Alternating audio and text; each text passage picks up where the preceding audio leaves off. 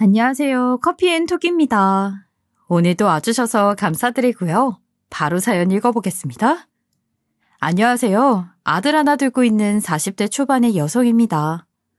사람 인생은 참 알다가도 모른다더니 저도 살다 보니까 별의별 일을 다 겪게 되는 것 같네요. 사람이 살아가는 것에 있어서 돈은 굉장히 중요한 역할을 하기 때문에 본능적으로 쫓게 된다는 것은 저도 잘 알고 있어요. 그러나 제가 지금껏 살아보니 양심적으로 돈을 벌지 않는다면 결국 그 죗값은 다 돌려받게 되더라고요. 왜 옛말에 사람이 돈을 쫓으면 패가망신을 하게 된다는 말도 있잖아요. 그렇기 때문에 양심을 지키면서 정상적인 방법으로 돈을 얻는 게 패가망신을 피하고 행복해질 수 있는 길인 것 같아요. 저와 남편은 5년 전에 결혼을 하게 되었어요. 저희 둘은 고등학교 선후배 사이였고 쭉 동생 오빠로만 지내다가 10년 전 서로의 마음을 확인하게 된 후 결혼하게 되었어요. 저는 현재 식당 주방 파트타임으로 일을 하고 있고 남편은 공사장에서 크레인 기사로 일을 하고 있죠. 그래서 저는 지방에서 공사가 잡힐 때마다 몇 달 동안 출장을 나가는 남편 때문에 결혼을 하고 나서도 혼자 지내는 경우가 많았어요. 오죽하면 친정엄마가 장난삼아 결혼을 한 게 맞기는 하냐고 할 정도였죠. 아무래도 저는 남편이 집에 잘 안 들어오니까 결혼 초반에는 약간 불안감이 있었던 것 같아요. 시댁가 엎어지면 코 닿을 만한 곳에 살고 있었거든요. 그래서인지 먼저 결혼을 한 주변 지인들은 이런 저를 걱정했죠. 너 시댁이랑 엎어지면 코 닿을 곳에 살고 있다면서 혹시 시집살이가 심하면 어쩌냐? 네 남편은 맨날 출장 가니까 보호해줄 사람이 없잖아. 아직 결혼한 지 한 달 정도밖에 안 되어서 잘 모르겠지만 시집살이 시킬 것 같은 분위기는 아닌데? 그리고 요즘 시집살이 많이 없어졌다고 하잖아. 괜찮겠지 뭐. 한 달이면 아직 모르지. 차라리 신혼집을 멀리 구하지 그랬어. 그랬다면 최소한 마음은 편했을 텐데. 우리 시어머니 시집살이 시키고 그러실 분 아닌 것 같아. 너무 잘해주시니까 걱정 안 해도 돼. 아무리 요즘 시집살이가 많이 사라지고 있는 추세라고 하지만 주변 사람들이 이렇게 부정적으로 이야기를 하니까 저도 어쩔 수 없이 걱정이 되고 불안했던 것 같아요. 특히 저희 시댁은 가족끼리 모이는 것을 참 좋아했죠. 싫든 좋든 일주일에 한 번씩은 꼭 시댁에 모여서 저녁을 먹어야 했어요. 아무래도 저는 상황상 남편이 옆에 없는 경우가 많다 보니 모임에 참석할 때마다 걱정을 할 수밖에 없었던 것 같아요. 게다가 막내 며느리라서 손이 동서인 형님도 한 분 계셨죠. 그래서 괜히 눈치가 보이고 잘 보여야 할 것 같은 부담감도 있었어요. 원래 시어머니보다 더 무서운 게 손이 동서라고 하잖아요.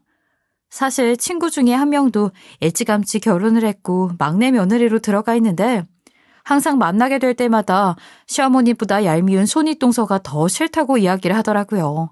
그래서 저도 모르게 지레 겁을 먹을 수밖에 없었던 것 같아요. 그러나 막상 결혼 후 남편 없이 시댁을 왔다 갔다 해보니 예상했던 것만큼 심각한 일은 생기지 않더군요. 왜 여자들 결혼 초반에 시집살이 당하는 상상을 많이 하잖아요. 드라마처럼 시어머니가 며느리를 못 잡아먹어 안달이거나 손이 동서가 억울하거나 화가 날 때마다 밑사람을 괴롭히는 이런 일들 말이에요. 그러나 다른 집들은 어떤 분위기인지는 몰라도 저는 완전 반대의 상황이었어요.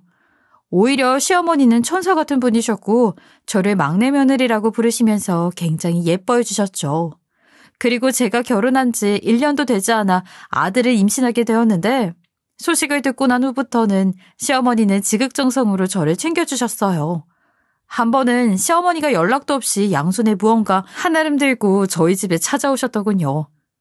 어머니, 연락도 없이 저희 집에는 웬일이세요?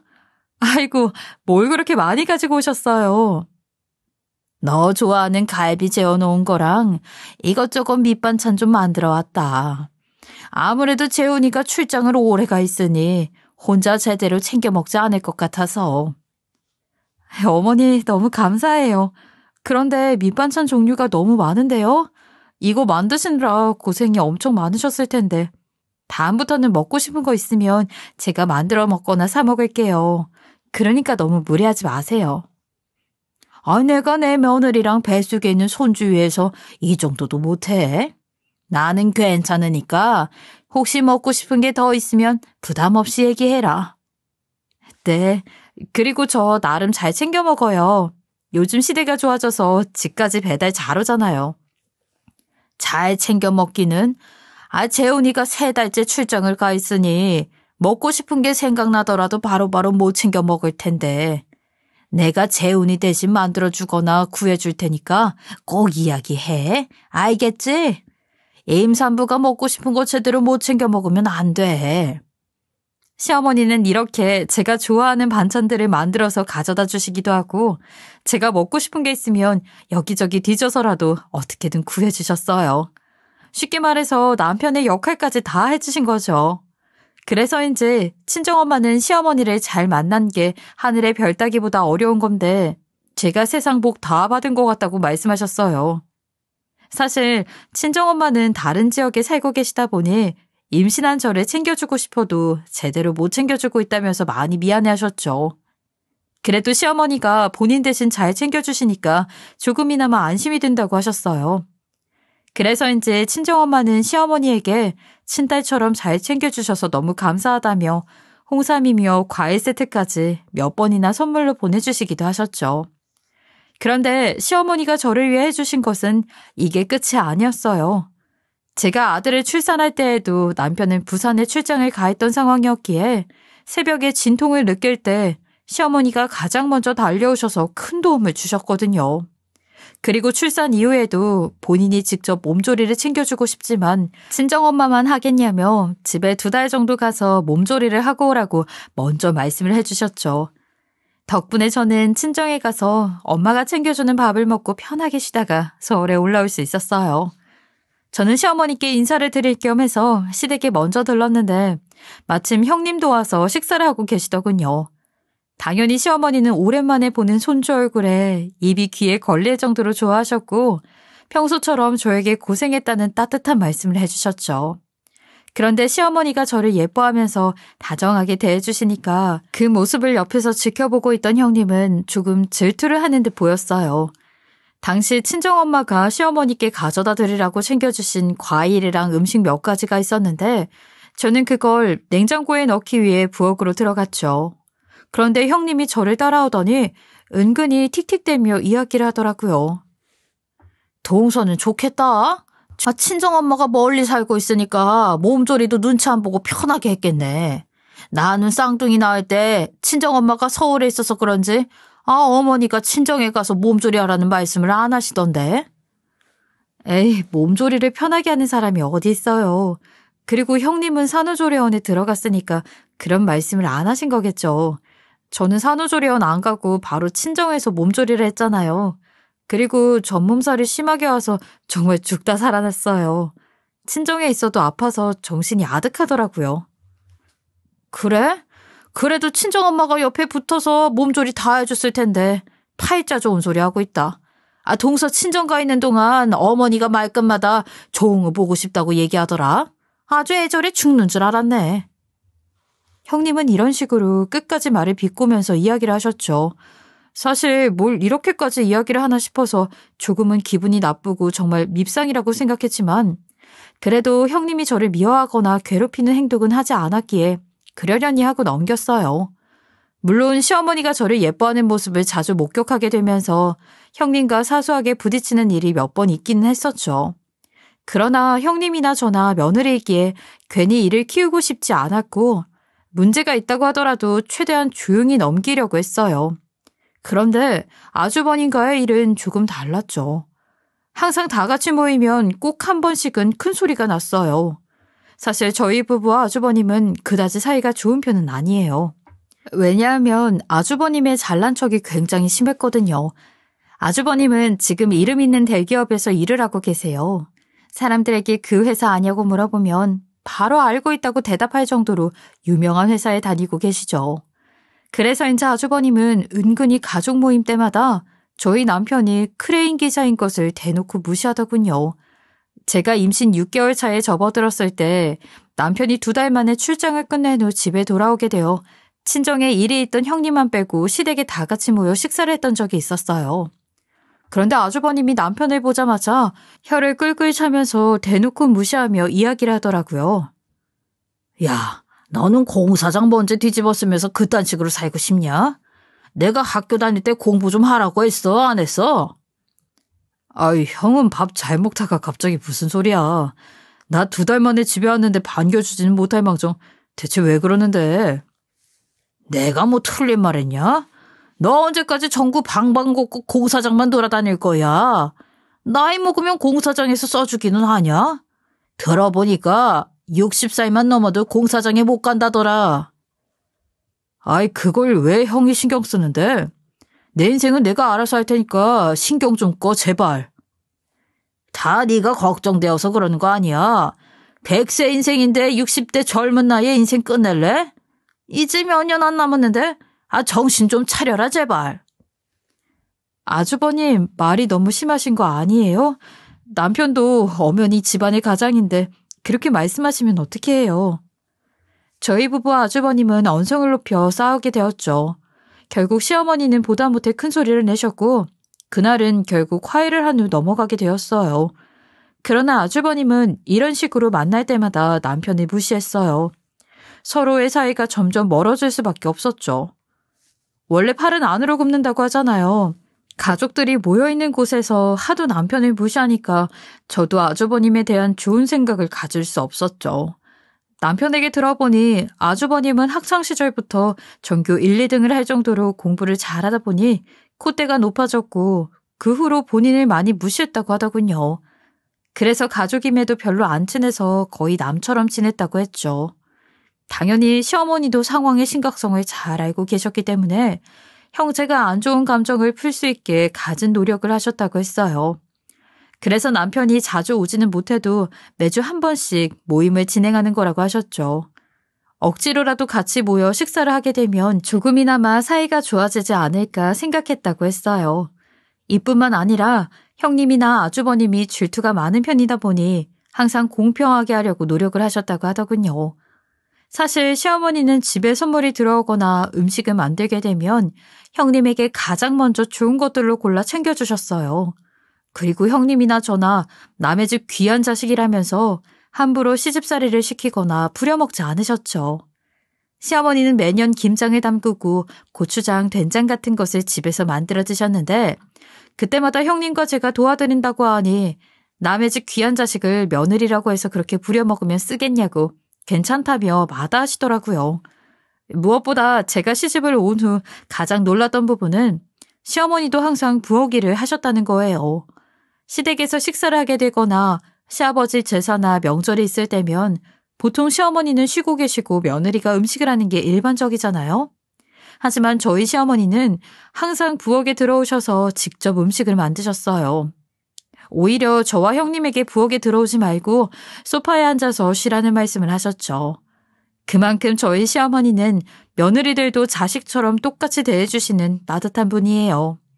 그래서 저는 항상 시어머니에게 효도하려고 노력을 많이 했고 굳이 모임날이 아니더라도 시댁에 자주 찾아가 말동무가 되어드리며 시간을 보내다 오는 날이 많았어요. 시어머니가 워낙 천사 같은 분이다 보니 오랫동안 제 곁에 계셔주셨으면 좋겠다는 생각을 결혼 이후부터 계속해왔죠. 그만큼 시어머니를 잘 따르고 너무 좋아했어요. 그러나 행복함은 잠시뿐이었어요. 저는 평소처럼 아침 일찍 아들을 어린이집에 보내놓고 식당 아르바이트를 나갔었어요. 그런데 점심때 한창 일을 하고 있는 중에 병원 응급실에서 전화 한 통이 왔죠. 병원에서 전화가 올 리가 없었거든요. 처음에는 잘못 온 전화인가 생각했지만 일단 응급실에서 온 연락을 무시할 수는 없으니 받게 되었죠. 안녕하세요. 여기 사랑병원 응급실인데요. 김말순 씨 휴대폰 마지막 통화 목록을 보고 연락드렸어요. 혹시 김말순님과는 어떤 관계이시죠? 저희 시어머니세요. 그런데 응급실에서 왜? 며느님이신 거예요? 그럼 빨리 병원으로 오셔야 할 것 같아요. 김말순 씨가 마트 입구에 쓰러져 계셔서 구급차로 병원에 실려오셨는데 검사해보니 뇌절 중이세요. 당장 수술 들어가야 할 것 같으니 최대한 빨리 오세요. 갑작스러운 시어머니의 뇌졸중 소식에 저는 손이 벌벌 떨리더군요. 저는 전화를 끊자마자 사장님께 울며불며 가봐야 할 것 같다고 사정을 말씀드린 후 정신없이 병원으로 달려갔어요. 그리고 형님과 아주버님, 남편에게 전화를 한 후 시어머니가 수술에 들어가시는 모습을 지켜봤죠. 그렇게 몇 시간이 지나 수술을 마친 의사 선생님께서 밖으로 나오셨어요. 의사 선생님의 말씀을 들어보니 수술은 잘 됐지만 뇌졸중이라는 게 수술이 잘 되어도 경과를 지켜봐야 한다고 하시더라고요. 그리고 상황에 따라서는 마비와 같은 후유증이 있을 수 있으니 각오를 해야 한다고 하셨죠. 저를 포함한 모든 식구들은 시어머니가 무사히 병을 이겨내고 깨어나시기를 바랐어요. 그리고 너무 감사하게도 시어머니는 수술 후 무사히 깨어나셨죠. 다만 문제가 있다면 의사 선생님께서 말씀하신 대로 한쪽 팔다리 얼굴에 마비가 오는 후유증이 생겼다는 거예요. 그래서 시어머니는 뇌졸중 수술 후 생긴 후유증 때문에 제대로 움직일 수가 없었어요. 쉽게 말해 화장실 한번 가고 밥을 먹는 것조차 힘들어했죠. 하필 오른손잡이인데 수술 후에 오른쪽 팔다리 그리고 심하지는 않지만 얼굴 근육에도 문제가 생기니까 정말 우울해하셨어요. 상황이 이러다 보니 당장 시어머니 옆에 붙어서 간병을 해줄 사람이 필요했죠. 그래서 식구들은 모두 모여 시어머니 간병 문제를 어떻게 할지 논의를 하기 시작했어요. 상황을 보니까 어머니 오른쪽 팔다리 얼굴 아예 못 쓰셔서 화장실도 못 가고 밥도 혼자 못 드시는데 그냥 시설로 보내자. 요즘 괜찮은 시설도 많고 그곳에는 이쪽 분야 전문가들 많으니까 보내면 우리도 생활에 타격 없고 어머니도 편하지 않겠냐? 아이, 형은 뭐가 그렇게 쉬워. 어머니 몸이 조금 불편하니까 바로 시설에 보내버리자고? 자식이 되어서 그러면 안 되지. 아니 내가 못 보낼 곳 보내자고 했냐? 그리고 시설에 안 보내면 뭐 어쩔 건데 네가 365일 24시간 옆에 붙어서 돌볼 거야? 지금 화장실도 못 가서 대소변도 못 가리게 생겼구만. 이래서 머리 안 좋은 것들은 몸이 고생한다는 거야. 아주버님은 무조건 시설로 보내자는 입장이었고 형님도 웬만하면 간병인을 쓰거나 병원에 입원시켜 재활을 해보자라고 했죠. 그러나 남편과 아주버님이 이 문제로 대화를 할 때마다 말다툼을 하는 바람에 결론이 쉽게 나지 않았어요. 그래서 결국 적당한 방법을 찾을 때까지 형님과 제가 돌아가며 시어머니를 돌봐드리기로 했죠. 다행인지 불행인지 형님과 저는 일하는 시간이 겹치지 않았어요. 그래서 제가 아르바이트를 하는 시간에는 형님이 시어머니를 돌보시고 제가 퇴근한 후에는 곧장 형님이 일을 나갔죠. 시어머니는 매일같이 잠도 못 자고 시댁에 왔다 갔다 하는 저와 형님을 보면서 많이 미안해하시더군요. 나 때문에 너희들이 몸고생 마음고생을 하는구나. 하지 않아도 될 일을 시켜서 미안하다. 아니에요, 어머니. 당연히 해야 할 일인데요. 그리고 생각했던 것보다 힘들지 않아요. 그러니까 미안해하지 않으셔도 돼요. 아무래도 형님이나 저나 매일같이 일과 간병을 반복하다 보니 몸은 힘들 수밖에 없었죠. 하지만 그렇다고 해서 저는 시어머니가 버겁거나 싫지는 않았어요. 오히려 갑자기 뇌졸중으로 누워만 계시는 시어머니가 더 마음이 불편하고 힘들지 않을까 하는 생각을 했었죠. 원래 간병을 하는 사람보다 간병을 받는 사람의 마음이 더 불편하고 힘든 법이잖아요. 그렇게 저와 형님은 6개월 동안 돌아가면서 시어머니의 간병을 했어요. 그러나 시간이 꽤 지났음에도 시어머니를 어떻게 할지 방법을 찾지 못했고 그냥 며느리들이 돌보는 것으로 거의 확정이 난 듯 보였죠. 어느 날 저는 시어머니를 한참 돌보고 있다가 형님과 교대 시간이 다가와 집에 갈 준비를 하고 있었어요. 마침 그날은 식당이 쉬는 날이었고 저는 아들을 어린이집에서 일찍 데리고 와서 놀아줄 참이었죠. 그런데 시어머니가 집에 갈 준비를 하던 저를 붙잡더니 애절한 눈빛을 보내면서 어눌한 말투로 이상한 말씀을 하시더라고요. 정아야, 제발 날 두고 가지 말아다오. 내가 이렇게 부탁할게. 네, 어머니, 그게 무슨 말씀이세요? 두고 가지 말라니요. 조금만 기다리시면 형님 오실 거예요. 혼자 계시게 하지 않을 테니까 너무 걱정하지 마세요. 그게 아니라 정아야, 오늘은 형님 대신 네가 나 돌봐주면 안 되겠냐? 내가 이렇게 빌게. 네? 어머니 왜 그러세요? 혹시 어제 형님이랑 무슨 일 있으셨어요? 시어머니는 저에게 이유를 설명하지 않은 채 계속해서 형님 대신 제가 돌봐주면 안 되겠냐는 이야기를 하셨어요. 심지어 눈물까지 흘리면서 힘들게 말씀을 하시는데 저는 갑자기 왜 이러시는 건가 싶었죠. 그래서 낯선 간병인이 오는 것도 아니고 형님과 교대를 하는 건데 왜 그러시냐고 물었어요. 하지만 저는 제대로 된 이유를 들을 수 없었죠. 그저 울먹거리면서 가지 말라는 말씀을 하시는 시어머니를 달래드릴 수밖에 없었어요. 결국 저는 한참 동안 집에 가지 못하고 불안해하시는 시어머니와 함께 있어 드렸죠. 그리고 어느덧 형님이 올 시간이 다 된 듯 보였어요. 시어머니는 혹시라도 제가 그냥 가버릴까 두려웠던 것인지 움직일 수 있는 한 손으로 간절하게 저를 붙잡았죠. 그렇게 5분 정도의 시간이 지나자 형님이 오신 듯 집 비밀번호 누르는 소리가 들렸어요. 그러자 시어머니는 다급하게 큰 옷장을 가리키며 저에게 들어가라고 하시더군요. 대체 무슨 일인지 이유는 알 수 없었지만 일단 시어머니 말씀대로 큰 옷장에 들어가 문을 살짝만 열어놓은 채 구멍을 통해 상황을 지켜보았죠. 그런데 형님이 어떤 정장을 입은 사람 한 명과 함께 집에 들어오는 거예요. 저는 대체 누구지 하면서 숨을 죽인 채 상황을 지켜보고 있었어요. 어머니, 제가 어제 말씀드렸던 변호사인 사촌동생이랑 같이 왔어요. 팔다리를 못 쓰시니 혹시 힘드실까봐 제가 유언장도 다 만들어서 가지고 왔으니까 그냥 도장만 찍으세요. 나는 절대 도장 못 찍는다. 내가 언제 너희들한테 내 유산 넘겨준다고 했냐? 형님은 어떻게든 유언장에 도장을 찍게 하려는 듯 보였고 반대로 시어머니는 절대 도장을 못 찍는다며 어눌한 말로 화를 냈어요.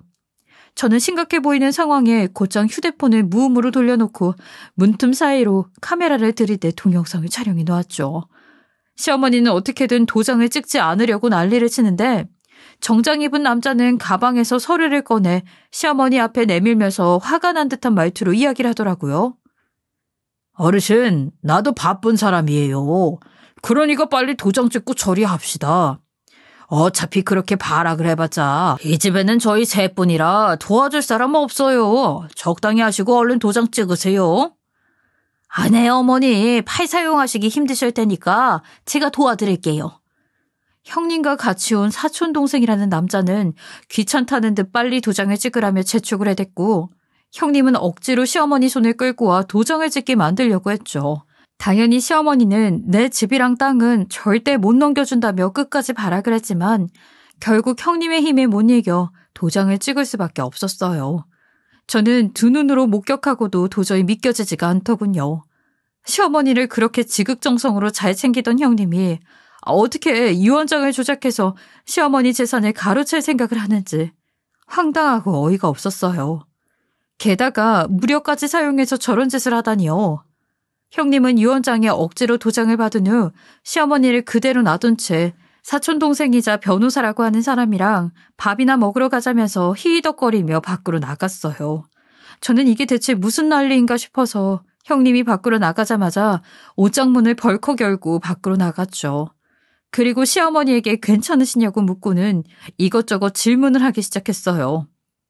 어머니, 괜찮으세요? 이게 대체 무슨 일이에요? 형님이 어머니한테 왜 저런 못된 짓을 해요? 그게 말이다. 얼마 전부터 네 형님이 급하게 큰 돈이 필요하다면서 내 땅과 집을 팔아 유산을 먼저 떼어달라고 했거든. 그러면서 이 집을 팔고 난 후에는 본인이 좋은 요양원으로 모셔줄 테니까 걱정 말라고 하더라. 네? 돈이 필요해서 변호사 사촌동생까지 데리고 와 그 소동을 벌인 거예요? 어떻게 그런 짓을... 첫째가 유산 미리 떼어달라고 할 때 그게 말이 되냐고 하면서 내가 죽을 때면 몰라도 멀쩡하게 살아있으니 못 주겠다고 했거든. 그랬더니 네 형님이 나를 회유하려다가 안 될 것 같으니까 험한 말도 하고 겁도 주더라고. 형님은 끝까지 마음을 바꾸지 않은 시어머니의 모습을 보며 어차피 본인 목 떼어가는 건데 사람을 데리고 와서 해결하겠다고 통보를 했다더군요.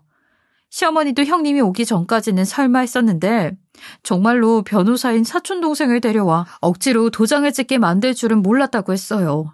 저는 불안에 떨고 있는 시어머니에게 너무 걱정하지 말라고 했죠. 옷장에 들어가 있을 때 휴대폰을 사용해 동영상을 촬영해 놓았다고 하면서 원하시면 고소도 할 수 있을 것 같다고 말씀해 드렸어요. 그러자 시어머니는 시아버지에게 받은 유일한 유산인데 억울하게 빼앗길 수는 없다면서 고소를 하자는 저의 말에 동의하더군요. 그리고 저는 곧장 대리인 자격으로 가까운 변호사 사무실에 찾아가 사문서 위조로 고소 조치를 하게 되었죠. 그렇게 형님에 대한 고소 절차는 진행되었고 며칠 후 소장이 날아가게 되었어요. 여느 때처럼 제가 시어머니를 돌보고 있었는데 형님이 소장을 받았는지 화가 잔뜩 나서 시댁에 쫓아왔죠. 그게 뭐긴요. 고소장인 거 보면 아시잖아요. 형님이 문서 위조를 해서 제가 시어머니 대리인 자격으로 변호사 사무실 찾아가 고소했어요. 동서가 뭔데 이 일에 끼어들어? 설마 내가 받을 유산까지 욕심이 나서 그러는 거야? 그래서 어머니 회의에 이딴 짓을 한 거야? 제가 형님인 줄 알아요? 그리고 아무리 유산이 탐나도 그렇지 문서 위조까지 하는 사람이 어디 있나요? 아니 말이 되는 소리를 해. 어머니 손으로 직접 도장을 찍었는데 무슨 사문서 위조를 했다는 거야? 그리고 내가 가져갈 유산을 먼저 받겠다는데 네가 뭔데? 어머니 회의에서 고소까지 하냐고. 좋은 말로 할 때 우리 남편 알기 전에 당장 가서 고소 취하해. 형님은 당장 고소 취하라면서 험한 말과 함께 겁을 주며 난리를 쳤어요. 그 모습을 보면서 시어머니도 화가 잔뜩 나신 것 같았죠. 갑자기 베개 안쪽에서 녹음기를 하나 꺼내더니 형님 앞에 보여주며 네가 나한테 한 짓도 같이 고소해주기를 원하는 거냐고 하셨어요. 그리고는 힘겹게 녹음기 재생 버튼을 누르셨죠. 그런데 그 녹음기에는 형님이 그동안 시어머니에게 했던 못된 말들이 다 담겨 있더군요. 시어머니가 보여준 녹음기를 보면서 형님은 많이 당황하신 듯 보였어요. 어머니, 녹음기가 어떻게 여기? 지금까지 제가 올 때마다 베개 속에 숨겨놓고 몰래 녹음하신 거예요? 그러게나 말이다. 내 남편이 저 세상 가기 전에 일할 때 쓰던 녹음기를 이런 일에 사용하게 될 줄 누가 알았겠니? 버리라고 해도 끝까지 안 버리고 남겨놓더니 내 남편도 네가 이딴 짓을 할 줄 알고 있었나 보다. 아니, 왜 녹음을 하셨어요? 제가 뭘 어쨌다고요? 너 지금 몰라서 묻는 거니? 네가 이 집에 올 때마다 하도 험한 말을 내뱉으며 겁을 주니까 어느 순간부터 나도 도저히 안 되겠다 싶더라. 네가 앞으로 무슨 짓을 할지 모르니 베개 속에 이 녹음기를 감춰두고 집에 올 시간 되면 버튼을 눌러 녹음해뒀다. 형님은 시어머니가 숨겨둔 녹음기까지 나오게 되자 순식간에 얼굴이 창백해졌죠. 한동안 어쩔 줄을 몰라 하더니 결국 시어머니 앞에 무릎을 꿇고 용서해달라며 두 손을 모아 싹싹 빌기 시작했어요. 그러면서 본인의 사정을 설명하기 시작하는데 저는 정말 기가 막혀서 말이 밖으로 안 나오더군요. 형님이 유언장이라도 받아서 미리 유산을 받으려고 할 수밖에 없었던 이유는 바로 비 때문이었어요. 시어머니가 뇌졸중으로 쓰러지게 되셨을 때 우연히 친구에게 투자지로 좋은 곳이 있다는 이야기를 들었고 팔랑귀인 형님은 그 말을 듣고 곧장 빚을 내 투자를 했다 했죠. 그런데 알고 보니 형님 친구가 소개시켜준 좋은 투자지는 사기였다고 해요. 투자를 제안한 친구도 지금 연락이 안 되고 있는 상황이고 뒤늦게 같은 사기를 당한 사람들과 단체로 고소도 해봤지만 사기꾼들의 행방이 묘연한 상황에서 투자금 일부조차 돌려받지 못하고 있다고 했죠. 그런데 형님은 돈을 빌려서 투자를 했잖아요. 나중에 이 사실을 알게 된 빚쟁이들이 2달 전부터 일하는 곳까지 쫓아와 돈을 내놓으라고 겁을 줬다 하더군요. 그러나 형님은 아주버님에게 생활비를 받아 쓰는 입장이었고 이자를 갚기에도 모자랐다고 해요. 시간이 지날수록 빚은 점점 불어나게 되었고 발등에 불이 떨어진 형님은 결국 가짜 유언장을 만들어서 유산을 가지고 오면 되겠다 생각을 했다고 했죠. 그리고 유산을 받고 난 다음에는 시어머니를 요양원에 보내버리는 것으로 계획을 세웠다고 해요. 형님은 본인의 사정을 털어놓으면서 제발 고소만 취하해달라고 제발 아주버님에게 비밀로 하고 한 번만 묻고 넘어가달라며 애절하게 부탁했죠. 그러나 그날 시어머니는 화가 많이 나셨는지 단호하게 말씀을 하시더군요. 용서? 나는 너 용서할 생각 이 손톱만큼도 없어. 사실 그동안 녹음기로 네가 못된 사람이라는 증거물을 많이 모아놓았으니 그대로 재혁이에게 까발리고 고소장 접수하고 싶었다. 하지만 내가 꾹 참았던 이유는 아직 어린 쌍둥이들 때문이야. 그 일 때문에 둘이 헤어지기라도 하면 가장 크게 상처받는 건 쌍둥이들이 될 테니까. 아유, 어머니, 저도 염치가 없다는 건 알고 있지만 저희 쌍둥이들 봐서라도 한 번만 용서해 주시면 안 될까요? 아니, 나는 그렇게 못하겠다. 이제 보니 조상들이 사람은 왜 끼리끼리 만난다고 하는지 이제야 알겠더라고.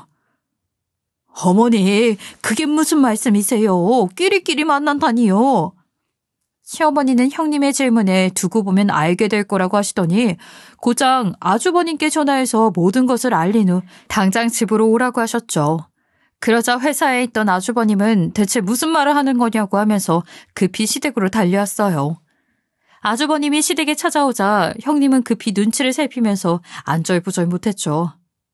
아, 어머니, 대체 그게 무슨 소리예요? 집사람이 무슨 짓을 했다는 거예요? 이미 다 들어놓고 뭘 또 물어. 제가 가짜 유언장을 만들어서 내 재산 다 빼앗아 가려고 했다. 아이, 그럼 제이가 가짜 유언장을 만들었다는 게 사실이라고요? 당신, 그게 정말이야? 여보, 내가 잘못했어. 어머니, 제가 죽을 죄를 지었어요. 아이, 한 번만 용서해 주세요. 형님은 아주버님이 따지듯이 사실이냐고 묻자 앞으로의 일이 두려웠던 것인지 눈물까지 흘리면서 두 손 모아 싹싹 빌었어요. 그러나 형님에게 손가락질까지 하면서 뭐라고 하는 아주버님을 바라보던 시어머니의 표정이 심상치 않았죠. 그 모습을 보면서 저는 또 뭐가 있나 보다라는 생각을 했었어요. 그리고 얼마 후 시어머니는 황당한 이야기를 꺼내셨죠. 제이였기 너 왜 아무것도 모르는 척 시침이 떼고 있냐. 너 얘랑 한패였잖아.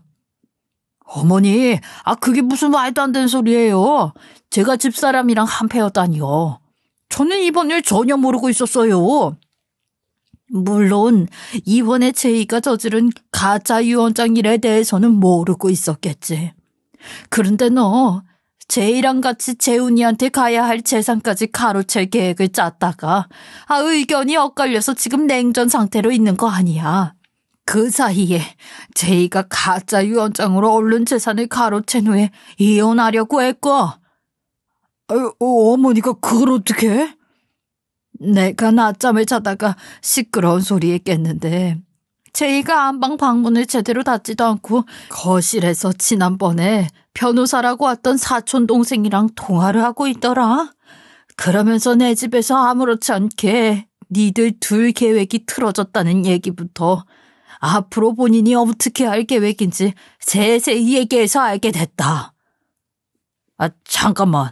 내가 집사람이랑 짜고 치려고 했던 것은 맞는데 지금 변호사 사촌동생이라고 했어요? 당신한테 변호사 사촌동생이 어딨어? 여보, 미안해. 어머니 죄송합니다. 사실 사촌동생을 데려다가 용돈 좀 주고 변호사 연기를 시켰어요. 정말 어이가 없었어요. 설마 했었는데 사촌동생에게 이딴 일을 시켰다니요. 형님은 그 사실까지 밝혀지게 되자 온몸을 벌벌 떨면서 모든 것을 실토했어요. 당연히 아주버님은 형님에게 노발대발하면서 어떻게 그렇게까지 할 수 있냐고 크게 화를 내며 이혼 소리까지 하셨죠. 자기도 잘한 것도 없으면서요. 당연히 형님은 이혼을 하면 집에 있는 쌍둥이들은 어쩌냐고 한 번만 용서해달라고 빌고 또 빌었어요. 그 말에 아주버님은 어차피 재산 한몫 챙겨 이혼할 생각이었다면서 괜히 쌍둥이 핑계대고 피해갈 생각하지 말라고 하시더군요. 그러자 시어머니는 어이가 없다는 듯이 헛웃음을 지으셨어요. 둘이 독인 개긴이구만. 무슨 할 말이 있다고 내 앞에서 이혼을 한 해 만에 하고 있어. 따지고 보면 둘 다 똑같은 인간이다. 끼리끼리 만난다는 옛말 하나도 틀린 거 없어. 어디서 부모 재산을 탐내고 형제의 몫을 욕심내면서 그런 못된 짓을 할 생각을 해. 꼴 보기 싫으니까 당장 내 집에서 나가라. 아주버님은 꼴 보기 싫으니 당장 나가라고 하는 시어머니의 말씀에 그대로 형님을 데리고 밖에 나가셨죠. 형님은 아주버님에게 끌려가듯 나가면서도 정신을 못 차렸는지 시어머니에게 이혼만 안 당하게 막아달라고 끝까지 매달렸어요. 하지만 출장에 다녀온 남편이 저에게 모든 이야기를 듣고 나서 아주버님에게 따지러 갔는데 새로 알게 된 사실이 있다면서 이야기를 해주더라고요. 알고 보니 아주버님은 처음에 형님의 제안을 듣고 시어머니의 돈을 저희 부부보다 더 많이 가져가려고 잘못된 생각을 한 것은 맞으나 미워도 내 가족이고 형제끼리 이러면 안 될 것 같다 생각해 나중에는 그만뒀다고 해요. 그래서 한동안 형님과 냉전 상태였는데 그 사이에 사촌동생을 끌어들여서 가짜 유언장을 만들어 뒤통수를 칠 줄은 몰랐다 했죠. 그 말을 듣고 남편은 그럼 그 전에 시어머니 앞에서 털어놓고 용서를 구할 수 있었을 텐데 왜 그러지 않았냐고 물어봤다고 했어요. 그랬더니 아주버님은 시도만 했을 뿐 시어머니 말씀대로 형님과 한패가 맞지 않냐면서 어차피 그런 상황에서 본인 이야기를 꺼내놓아봤자 변명으로밖에 들리지 않았을 것이라고 했다고 하더라고요. 그러면서 뒤통수를 치고 어마어마한 짓을 저지른 형님과는 이혼을 할 생각으로 변호사 사무실에 찾아가 소장 작성을 하고 왔다고 했죠. 어떻게 된 사정인지는 알겠지만 저희 부부는 결국 아주버님도 잘한 것이 하나 없다고 생각을 했어요. 그러나 시어머니께서도 이 사실은 알고 계셔야 할 것 같아서 다음 날 남편과 함께 시댁에 찾아가 말씀을 드리게 되었죠. 시어머니는 저희 부부에게 이야기를 해주어서 고맙다고 하셨고 며칠 후 고소를 도와준 변호사를 집으로 불러 유산 문제를 상의하셨어요. 그리고 결론적으로 시어머니의 유산은 아주버님과 저희 부부가 공평하게 반씩 가져가게 되었죠. 이후 시어머니는 그래도 4배로 낳은 자식이니 유산은 공평하게 나누어 주지만 믿었던 첫째 아들에게 실망감이 이만저만 아니라면서 아주버님에게 연을 끊자고 하시더군요. 저희 부부도 마찬가지로 유산 때문에 못된 짓을 할 생각을 했다는 게 말이 안 된다고 생각해서 아주버님과는 일체 연락을 하지 않고 있어요. 저희가 듣게 된 아주버님의 마지막 소식은 결국 이혼을 하게 되었다는 것과 이전 형님은 형을 받아 죗값을 치르고 있다는 것이었죠. 그리고 이전 형님의 사촌동생 또한 사문서 위조에 대한 일에 엮여서 함께 죗값을 치러야 한다고 하더군요. 그리고 시어머니께서는 자식들에게 공평하게 유산을 나누어 주시고 나서 요양원에 들어가 지내시겠다고 하셨죠. 하지만 저는 끝까지 간병을 하겠다면서 말렸어요. 물론 일을 나가야 하는 시간에는 간병인을 써야겠지만 애초에 끝까지 시어머니를 돌봐드릴 생각으로 간병을 맡았으니 일단 할 수 있는 데까지 돌봐드리겠다고 했죠. 결국 시어머니는 저의 말에 눈물을 흘리면서 너무 고맙다고 하셨어요. 그리고 지금까지 저는 시어머니 병간호를 하면서 오순도순 잘 지내고 있죠. 처음에는 시어머니가 아주버님과 이전 형님과의 일을 겪고 충격을 많이 받으셔서 혹시나 큰일이 생기지 않을까 저희 부부는 걱정이 이만저만 아니었어요.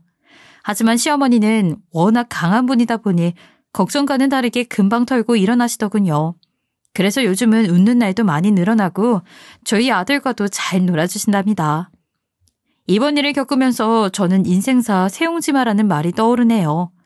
길한 일이 있으면 흉한 일도 있고 재앙이 있으면 복도 온다는 뜻이잖아요. 사람 인생 어떻게 될지 아무도 모르는 일이고 저희 식구들은 한번 큰 고비를 넘었으니 앞으로는 행복하고 좋은 일만 생기지 않을까 하는 생각이 듭니다. 원래 좋은 생각을 하면 좋은 일도 생기게 된다고 하잖아요. 여러분들도 인생사 세옹지마라는 말 잊지 마시고 힘들어도 곧 좋은 일이 생길 것이라는 긍정적인 믿음을 가지고 당차게 살아가시면 좋을 것 같습니다. 긴 글 들어주셔서 감사하고요. 애청자님들 앞으로 행복이 가득한 삶 되세요. 지금까지 커피앤톡이었습니다. 오늘도 끝까지 함께 해주셔서 감사하고요. 다음 영상으로 또 찾아뵙겠습니다.